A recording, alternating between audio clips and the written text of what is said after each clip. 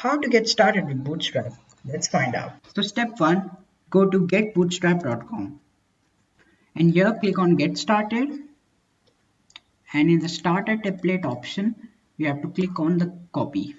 So step 2 is opening your favorite code editor. Here I'm using Visual Studio Code.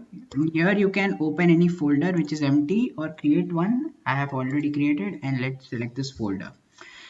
After we get the file loaded, we have to click on new file and type index.html, which is gonna be a file.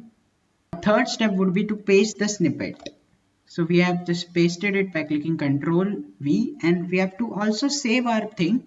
So we have to click on Ctrl S. So now what happens that we have created a file and saved it. Now we have to run it with live server. So here we go, we have a hello world file. Now for the ones who don't know what is a live server, you can install it from here. In extension, you have to search live server and install it. That's very simple. So you have our live server. So thank you.